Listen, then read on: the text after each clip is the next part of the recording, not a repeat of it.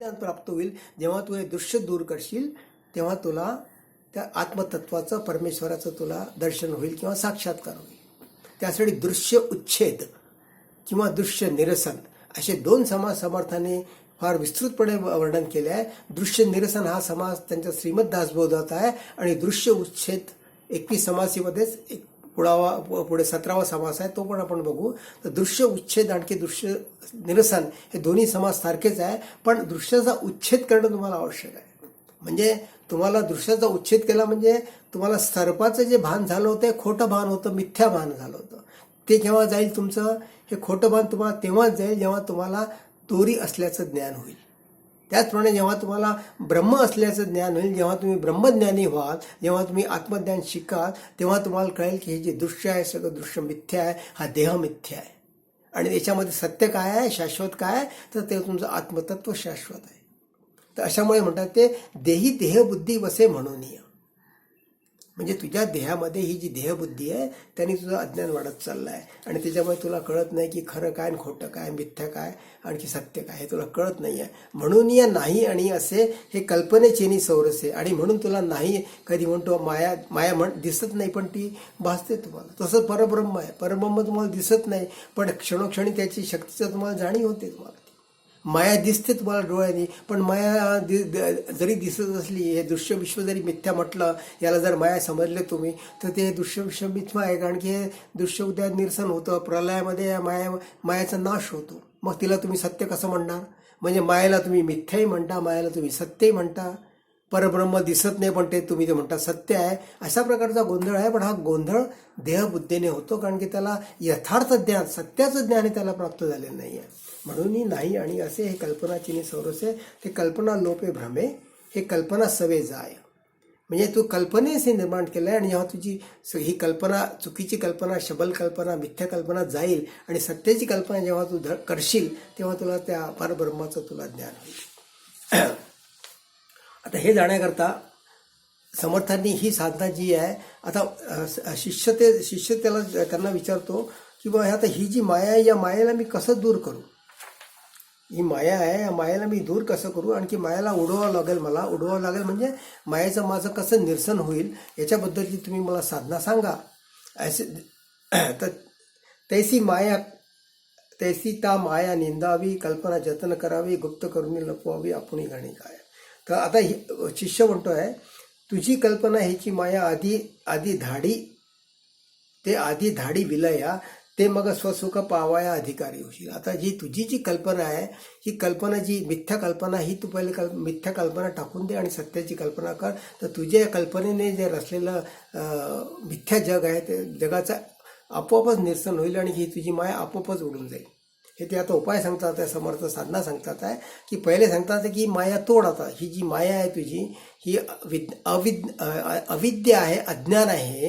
हे अविद्या अज्ञान याला तू सोड किंवा याला तू टाकून दे किंवा याचा तू त्याग कर. तर तो त्याग तुला कसा करता येईल? जेव्हा तुला ज्ञान प्राप्त होईल, आत्मज्ञान प्राप्त होईल.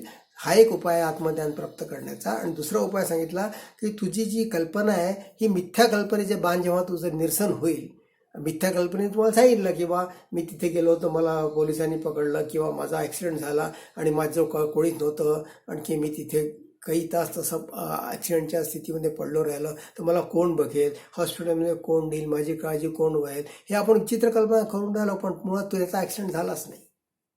मुळात त्या ग्रस्ताचा, असा विचार करणाऱ्या ग्रस्ताचा ॲक्सिडेंटच झाला नाही. पण आपण हे कल्पना करून बसतो सगळ्या की त्या स्थितीत असं असलं तर मी काय करू काय नाही. तर हे मिथ्या कल्पनेचे भान तू सोडून दे असं सांगतात ते. आणि त्या संबंधीच्या ओव्यात दासबोधात पण आहे, इथे पण आहे. शुद्ध कल्पनेची खुण स्वयं कल्पीजे निर्गुण. शुद्ध कल्पनेची खुण कशी आहे? शुद्ध कल्पना ती निर्गुणच, नेहमी निर्गुणातच ती लिप्त असते किंवा निर्गुणामध्ये राहते. आणखी तुम्हाला ती सत्याचा संकल्प करायला शिकवते, सत्य काय आहे ती पाहायला शिकवते. अशी कल्पना आहे, ती शुद्ध कल्पना म्हणतात. स्वस्वरूपाचा विस्मरण पडोची नेदी. म्हणजे स्वस्वरूप जे आपला जो आत्मतत्व आहे त्याचा तुम्हाला कधी ती विसर पडू देत नाही, अशी शुद्ध कल्पना आहे. अशी शुद्ध कल्पनाच तू करायला पाहिजे. तू शुद्ध कल्पनेचे रूप तेची कल्पी स्वरूप. शुद्ध कल्पनेचं स्वरूप कसं आहे? ती शुद्ध कल्पने तुला नेहमी परब्रह्माची आस लागली असेल तुला परब्रह्म पाहण्याची इच्छा होईल, तुला जीवनाचं सार्थक करण्याची इच्छा होईल. ते आत्मतत्व काय आहे, सद्गुरू काय आहे, सद्गुरूची कृपा कशी काय आहे, ती कशी प्राप्त करावी, अशा प्रकारच्या तुझ्या कल्पना राहतील. आणखी त्या कल्पनेने तू सद्गुरूला कृपा प्राप्त करून आत्मतत्व काय आहे, ईश्वराचा साक्षात्कार कसा करून घ्यायचा, सत्याचं शोधन तू करशील, स्वस्वरूपाचं शोधन तू करशील, किंवा स्वतः मीच तू शोधन करशील. मागच्या समासात आपण मीच शोधन करण्याचं सांगितलं आहे. स्वस्वरूपाचं शोधन करा असं समर्थ सांगतात आहे. इथं सुद्धा ते सांगतात आहे, शुद्ध कल्पनेचे रूप त्याची कल्पित स्वरूप. म्हणजे जी कल्पना अशी आहे की ती स्वस्वरूपाची कल्पना करून स्वस्वरूपाला जाणू इच्छिते, किंवा स्वस्वरूपाची ती अनुभूती घ्यायची तयारी ठेवते, किंवा अनुभूती घ्यायची त्याची इच्छा असते, असा जिज्ञासू साधक हवा तिथे, असं म्हणतात आहे. तुझी कल्पना ह्याची माया हे आधी धाडी विलया, ही जी तुझी कल्पना हिला तू पहिले विलया लाव, म्हणजे हिला तू सोडून दे, तुला टाकून दे. ही अशुद्ध कल्पना आहे, जी कल्पना ती टाकून दे. पहिलं सगळ्यात जर काम करशील तू, तर तू पहिलं काम असं कर की अशुद्ध कल्पना करणं सोडून दे, शबल कल्पना टाकून दे आणि शुद्ध कल्पना करायला लाग. हा त्यांचा पहिला उपदेश आहे, किंवा पहिली साधना सांगितली आहे त्यांनी इथे, की दृश्य निरसन कसं करायचं किंवा मायेला कसं उडवायचं, त्याची पहिली साधना सांगते. तू जरी तुझं स्वहित करणे आहे, तरी तू कल्पनातीत होऊन राहील.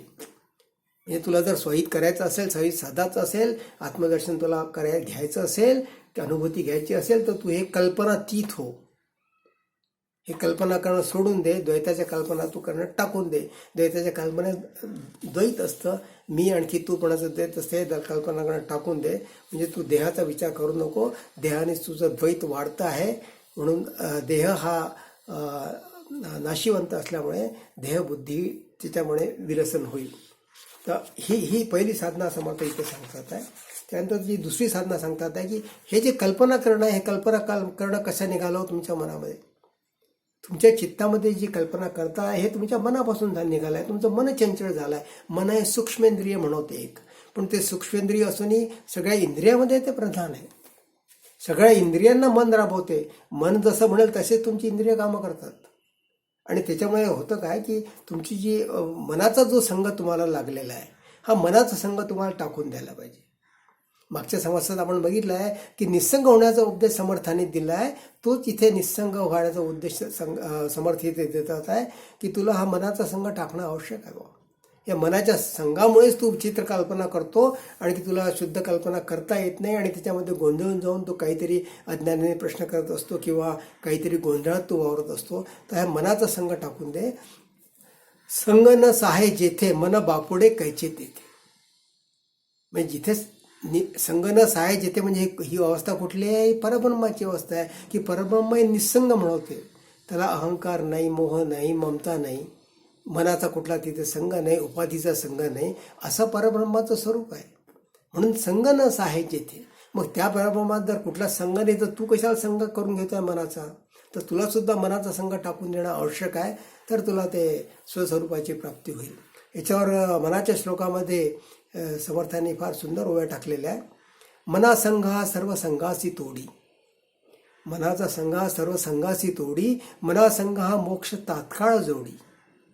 मनाचा संघ जर सुटला तर तुम्हाला मोक्ष लवकरच तात्काळच तुम्हाला प्राप्त होईल. मना संघ हा साधका शीघ्र सोडी. मना संघ हा साधका शीघ्र सोडी. मनाचा संघ सोडला तर मनाचा संघ हा साधका शीघ्र सोडी. मना संघ हा द्वैत निश्शेष मोडी. म्हणजे मनाचा संघ तुटला तर तुमचा द्वैत हे समूळपणे नष्ट होईल तुमचं. असं आहे मनाचं त्यांनी वर्णन केलं आहे. 205 मनाचे श्लोक जर तुम्ही वाचले तर त्याच्यामध्ये मनाला समर्थाने विनवलं आहे की मना हा माझा द्वैताचा संघ मला सोडून दे, मला देहबुद्धी टाकून मला आत्मबुद्धी प्राप्त करू दे. हा मनाचा संघ फार वाईट आहे आपल्याला लागलेला, आणि मनाने आपण विचित्र कल्पना करतो, म्हणून मनाचा संघ टाकायला सांगितला आहे. आणखी मनामुळे तुमची उपाधीचा पण तुम्ही निरसन करू शकता. उपाधीचं देहाचा संघजोट लागल्या तुम्हाला, या देहासंघाचं निरसन सुद्धा मन जर तुमचं निश्चयात्मक जर झालं तर ते मनाचा संघ गेल्याने तुमचा उपाधीचा संघ पण आपोआपच सुटेल. तो शेवटी मनाच्या श्लोकामध्ये शेवटी समर्थ म्हणतात आहे, मनाची शते एकता दोष जाती. मनाची शते म्हणजे मनाची 205 शतक आहे, म्हणजे मनाच्या बद्दलची जी त्यांनी 200 शतकं लिहिलेली आहे, 200 ओव्या लिहिलेल्या आहे, ती ऐकता दोष जाती. हे तुमच्या मनातले जे दोष आहे हे दोष तुमचे जातील. लोक रोज मनाचे श्लोक पाठ करतात किंवा म्हणतात, त्याला कारण हे आहे की मनाचे शते ऐकता दोष जाती. तुमचं मन हे शुद्ध होतं. सध्या तुमचं मन हे ग्रासलेलं आहे, मायेने ग्रासलेलं आहे, द्वैतात तुमचं मन वावरत आहे, नाही त्या कल्पना करताय. तर हे जे मनाचे दोष आहे, हे जर मनाबोध जर तुम्ही रोज वाचला तर मनोबोधाने तुमचं हे चित्त शुद्ध होईल. मतिमंद ते साधना योग्य होती. बघा, अजून दुसरा त्याचा फायदा काय आहे, हे नीतिशास्त्रामध्ये तुमचे चित्त शुद्ध होणं फार आवश्यक आहे. तर नीतिशास्त्रामध्ये मनाची शुद्धी करणं म्हणजेच हे मनाचे श्लोक करणं असा त्याचा थोडक्यात अर्थ निघतो आहे. मतिमंद ते साधना योग्य होती. जे मतिमंद लोक आहे, ज्यांची बुद्धी चालत नाही, त्यांना सांगितलेलं समजत नाही, त्यांनी जर हे मनाचे श्लोक जर नुसते श्रवण करून जर कोणाच्या द्वारे पाठ केले तर मतिमंद ते साधना योग्य होते. म्हणजे त्यांना योग्यता लाभेल, म्हणजे आत्मज्ञान प्राप्त करण्याची योग्यता त्यांना लाभेल. असं हे मतिमंद ते साधना योग्य होती. चढे ज्ञान वैराग्य सामर्थ्य, अशा लोकांना चढे ज्ञान वैराग्य सामर्थ्य, अशा लोकांना ज्ञान त्यांना लाभेल, ज्ञान प्राप्त करतील, ते ज्ञानाचं सामर्थ्य त्यांना लाभेल. म्हणे दास विश्वासता मुक्तिभोगी. म्हणजे तुम्ही दास म्हणजे मी जे सांगतोय तुम्हाला, याच्यावर विश्वास ठेवा. हे निश्चितपणे मनाची संगती जर तुम्ही टाकली तर तुम्हाला निश्चितपणे तुम्ही योग्यता प्राप्त करून तुम्ही परमार्थ तुम्हाला साध्य होईल. म्हणे दास विश्वासता मुक्तिभोगी. म्हणजे तुला हे मुक्ती भोगण्याकरता ही पहिली पायरी आहे. मनाचा संघ तो टाकून देतो. आणि मनाच्या संघावर आणखी पण ओव्या टाकल्या त्यांनी. मनाच्या वृत्ती नाना त्यात जन्म घेते वासना. मनाच्या वृत्ती नाना त्यात जन्म घेते वासना. वासना पाहता दिसना परंतु आहे. या सूक्ष्म वासना आपल्या अंतःकरणात दडून असतात. त्या आपल्याला ते चिटकल्या केव्हा चिटकतात, केव्हा आपलं मन त्याच्याकडे भोवती जातं, कसं जातं आणि कशा त्या आपल्या हृदयामध्ये अंतःकरणात चिटकून बसतात ते आपल्याला कळत नाही. पण त्या वासना असतात आणि त्या वासना दुर्वासना आहे त्या. आणखी दुर्वासना असल्यामुळे त्या विषयाकडे आपल्याला घेऊन जातात आणि त्या कधी कधी उमलतात आणि त्याच्यामुळे आपण दृश्याकडे आकर्षित होतो, विषयाकडे आकर्षित होतो. म्हणून मनाच्या वृत्ती नाना त्या जन्म घेती ते वासना. म्हणजे या वासनेतून ज्या मनाच्या विचित्र कल्पना अशा निघतात आणि त्याच्यामुळे त्या विषय जन्माला येतो किंवा तुम्ही विषयात आसक्त होता. वासना पाहता दिसेना परंतु आहे. वासना दिसत नाही, त्या पण सूक्ष्म आहे, पण त्या असतात आणि हृदयात चिटकले असतात. ते आपल्याला वेळ आल्यानंतरच आपल्याला विषय समोर आले असे की मग त्या वासनाचा आपला हव्यास वाढतो, आणखी आपण तो पदार्थ सेवन करतो. तर अशा पद्धतीची दुसरी साधना झाली की पहिले साधना सांगितली समर्थाने की तुम्ही मायाचा तोडण्याकरता तुम्ही शुद्ध कल्पना करा किंवा शबल कल्पना तोडा किंवा टाकून द्या. दुसरं त्यांनी म्हटलं की शबल कल्पना टाकण्याकरता तुम्हाला मनाचा संघ हा सोडणं आवश्यक आहे. मनावर ताबा प्राप्त करा किंवा मानून निसंग करा तुम्ही विषयापासून. ही त्यांची दुसरं साधना आहे. कारण काय, तू निसंग आणखी निर्मळ, तू ब्रह्मस्वरूप असल्यामुळे तुझं स्वरूप कसं आहे, निसंग आणखी निर्मळ आहे. तिथे काय रे बापुडे काळ, या बापुडे काळसुद्धा तिथे तुम्हाला तो काही करू शकत नाही. असं ते परब्रह्माचं स्वरूप आहे. त्याच्यामुळे तुला हे निसंग आणखी निर्मळ स्वरूप धारण करण्याकरता तुला मनाचा संघ टाकणं आवश्यक आहे. त्याच्या पुढची तिसरी साधना जी सांगतात समर्थ, तिसऱ्या साधनेमध्ये म्हणतात आहे की शिष्याला ते पण जड जातं की आता हे सगळं कसं काय करत जाऊ. तर तुम्ही जर ज्ञानेश्वरीचा 12वा अध्याय घेतला, मी तुम्हाला ज्ञानेश्वरीची समर्पक उदाहरणं यासाठी सांगतो की समर्थांनी म्हटलं की त्यांनी सगळं गीता आणखी ज्ञानेश्वरी त्यांनी वाचली आहे आणि ती त्यांच्या डोळ्यासमोर होती आणि त्याचे बरेचसे उपदेश साधना समर्थ दासबोधामध्ये त्यांच्या वाङ्मयात टाकतात आहे. आणि ती साधना खरीच आहे, म्हणजे त्यांनी ती पडताळून पाहिली आहे. म्हणजे तेव्हा त्यांनी त्याचा अनुभव घेतलेला आहे. आणि दशक पहिल्यामध्ये श्रीमद दासबोधामध्ये म्हटलं आहे, रामगीता 12-13 गीतांची नावं सांगितली आहे त्यांनी. त्या गीता त्यांनी वाचल्या आहे आणि गीतेपासूनच बोध घेऊन त्यांनी श्रीमद दासबोध लिहिलं आहे. ते त्याचा आधार सांगितलं आहे. त्या दासबोधाचा आधारच गीता त्यांनी पहिल्या समासामध्ये टाकली आहे, पहिल्या दशकाच्या पहिल्या समासामध्ये. तर त्याच पद्धतीचं माऊलीन जसं सांगितलं, ज्ञानदेव माऊलीन जसं सांगितलं तशाच पद्धतीची साधना इथे समर्थ सांगतात आहे. ही साधना 3 धरून चला. स्वरूप बोलणे न घडे एतर ती मन घाली आमासे. तुला स्वरूपाची जर जाणीव करून घ्यायची, अनुभूती करून घ्यायची आहे तर तुझं मन, तुझं चित्त मला दे. एतर ती मन घाली आमासे, हे तू प्रकृती या विश्वासे भाषण न करी आमासे. म्हणजे काय म्हणतात आहे, तू हे दृश्य विश्व सोडून दे, या प्रकृतीला खरे मानू नकोस तू. आणि त्यासाठी तुला ही दृश्य माया जर उडवायची असेल किंवा त्यागायची असेल तर तुझं चित्त तू माझ्याकडे दे. तुझं चित्त सध्याच्या घडीला हे दृश्यात, कुटुंबात, तुझ्या आप्तेष्टामध्ये तुझं चित्त हे रमलेलं आहे किंवा आसक्त झालं आहे. ते जर चित्त जर संसारातून जर चित्त काढशील तू आणि चित्त मला जर देशील तर तुझं मन हळूहळू हे संसारातून निघून परमेश्वराच्या शरणी लागेल.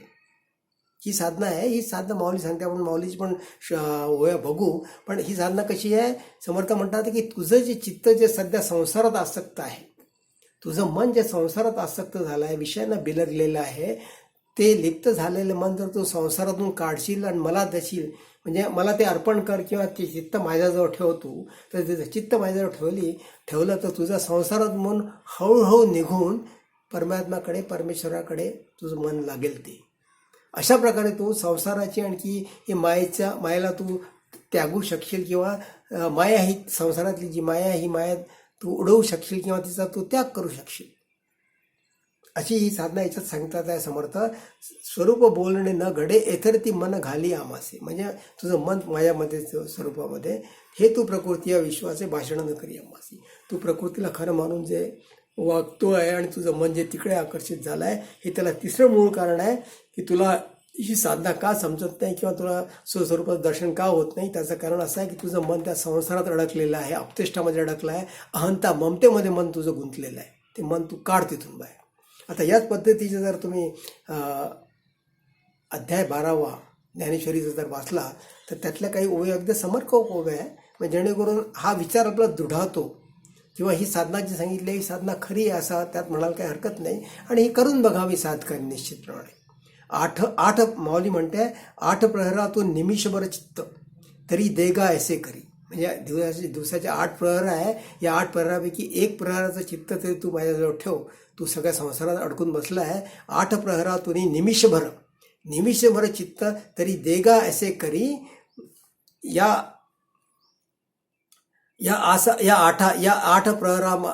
8 पहारा माझारी मोटके निमिषभर दे तू जाय. म्हणजे या 8 प्रहरातून जर थोडं जर चित्त तू माझ्याकडे वळवत गेला, प्रपंचातून परमार्थाकडे जर तुझं चित्त वळवत गेला तर तुला ही निश्चितपणे अशी एक वेळ येईल की त्या ठिकाणी तुला परमार्थाची गोडी लागेल आणि संसारातून तुझं मन बाहेर निघून येईल. जे मन आणखी बुद्धी ई घर केले माझ्या ठाई. जे मन आणखी बुद्धीने जर माझ्या ठिकाणी जर घर करून राहिली, ती घर केले माझ्या ठाई तरी सांगे मग काही मी तू ऐसे हो रे. म्हणजे जर मन आणखी बुद्धी जर तू जर माझ्या अशा प्रकारे जर तुझं मन आणखी चित्त, मन आणखी बुद्धी जर माझ्या ठिकाणी येऊन राहिली तर मग असं त्याच्यामध्ये मी तूपणाचा हे द्वैत कसं राहील. मी तू ऐसे कैसे उरे तरी सांगे मग काही. मग तर मला सांग तू त्या ठिकाणी मी तू ऐसे कैसे उरे. म्हणजे मी तूपणाचं द्वैत तिथे निघून जाईल. म्हणजे तू माझ्याशी भक्ता भगवंताशी जाऊन मिळेल, भक्ता भगवंताशी एकरूप होईल. म्हणून माझ्या स्वरूपी मनबुद्धी ये निक्षेपी. म्हणून माझ्या स्वरूपी म्हणजे माझ्या स्वरूपात म्हणजे परब्रह्माच्या चरणात किंवा परब्रह्माशी आत्मतत्वाशी मनबुद्धी ये निक्षेपी एतुलीने सर्वव्यापी मीची होशी. तुझं जर मन आणखी बुद्धी जर माझ्या ठिकाणी तू ठेवली किंवा माझ्या ठिकाणी तू आसक्त केला, जर त्याचा तुला ध्यास लागला तर इतुकेरीने सर्वव्यापी मीची होशी. म्हणजे एवढा केल्यानेच तू सगळं जगाला व्यापशील. म्हणजे काय, सगळ्या ठिकाणी माझा आत्मतत्व बघशील, तुला आत्मज्ञान प्राप्त होईल, आणखी मायेचं मिथ्या बहाणे उडून जाईल. आपण माया कशी उडवायची हे शिष्याला समजून सांगतात समर्थ. ही त्याचीच ओवी आहे की तू जर चित्त जर तू माझ्या ठिकाणी ठेवशील तर तुझी मिथ्या मायाचं बहाणे उडून जाईल. अशा प्रकारची तिसरी साधना आहे. आणखी चौथी साधना याच्यात परत सांगतोय. चौथी साधना समर्थांनी 21 दासबोधामध्ये घेतली आहे की आता एवढं काही जेव्हा मी तुला एवढं भाषण केलं आहे किंवा निरूपण केलं आहे किंवा तू मन निसंग हो, त्यानंतर तू चित्त माझ्या ठिकाणी ठेव, शबल कल्पनात टाकून दे, आता एवढं जे भाषण केलं आहे तर हे शब्द जे या शब्दरूपी भाषणामध्ये वाग्देवतेचे शब्द मी वापरले किंवा शब्दरूपी जे निरूपण सांगितलं आहे, हे शब्द कसे आहे, हे शब्द हे विरून गेले आहे. बोलता क्षणीच ते शब्द तुझ्या कानी पडले आणि शब्द विरून गेले हवेमध्ये. मग तुझ्या ठिकाणी राहिलं काय शेवटी. तर तू या शब्दांचा जो भावार्थ आहे, शब्दांचा जो सार आहे, हा सार तू तुझ्या मनात अंतःकरणात जतन करून ठेव. कारण की आपण जरी 1 तास जरी निरूपण ऐकलं किंवा 3 तास सिनेमा जरी पाहिला, तर शेवटी आपल्याला काही अंशच त्याचे आपल्या मनात सारासार विचाराने किंवा सार म्हणून आपल्या लक्षात राहतं. तसं या निरूपणाचे जे सार आहे, हे निरूपणाचं सार तू भावार्थाने तुझ्यामध्ये साठव. तुम्ही संकल्पे बोलणे संकल्पातीत राहिले, एव बोलणे तिथू गेले व्यर्थची की. आता तुम्ही इतकं काही बोलले, संकल्प सोडा, सत्याचा संकल्प करा, हे जे बोललं हे सगळं व्यर्थ गेलं. कारण की शब्द ते विरून गेले. म्हणजे बोललेले शब्द हे व्यर्थ जातात, पण शिल्लक काय राहतं, त्याचा भावार्थ, त्याचा सार हा शिल्लक राहतो शब्दांचा. आणि म्हणून ते म्हणतात की तू आता प्रकट झाला जरी नाथाला, परी त्याची जी सांगणे स्वरूपाला, अर्थाच्याही अर्थाला सांगणे न घडे. हा जो अर्थाचा जो अर्थ आहे, हा अर्थाचा अर्थ तू समजून घे. आणि अर्थाचा अर्थ जर समजला तर अर्थाचा अर्थ तू साठवत गेला. म्हणजे भावार्थ जर ओव्यातला जो भावार्थ आहे किंवा शब्दार्थाच्या पाठीमागे जो दडलेला अर्थ आहे, तो दडलेला भावार्थ जर लक्षात घेतला, ते भावार्थ लक्षात ठेवून तू तुझी मन तुझं वळवेल, तुझं चित्त तू वळवशील. बोलूनी राहिले निवांत, विचार घेता शब्दासी अंत. विचार घेता, त्याचा जर विचार काढला, सार काढला, शब्दासी अंत झाला, शब्द उडून गेले. झाला संवाद भेद रहित, उभयता एकची झाले. उभयता एकची झाले म्हणजे भक्त. आणखी भगवंतही त्याला भावार्थाने तू त्याचं रूप समजून घे. तुला इथे जो प्रत्येक ठिकाणी समर्थ विवेकाने किंवा सारासार भावानी जे विचार करून साधकाला सांगतात आहे की तू भावार्थाने ओळख, तत्वता ओळख काय आहे, विवेकाला जवळ कर, विवेकाचं ज्ञान प्राप्त कर. तर ज्ञान तुला असं भावार्थाने तुला ते ज्ञान प्राप्त. आणि ते ज्ञान जर भावार्थाने प्राप्त झालं तर निश्चितपणे तू परमार्थाकडे वळशील. आणि स्वरूपाकडे तुझी जी मायाचं तुला जे लागलं आहे, की मायाची ओढ लागली आहे किंवा मायाचं असं वाटतं कसं उडवावी, ती माया आपोआप उडून जाईल. देहाचे स्मरण नाही, निश्चित ती विधेयी गेले, स्वरूप भाव अभाव तो मोडून गेला. मग अशा प्रकारे तुझा हा स्वरूप भाव मोडून जाईल, आणखी माया तुझी उडवल्या जाईल. असा 3-4 प्रकारचा उपदेश समर्थांनी केला आहे. जय जय रघुवीर समर्थ. आपण इथे थांबू. जय जय रघुवीर समर्थ.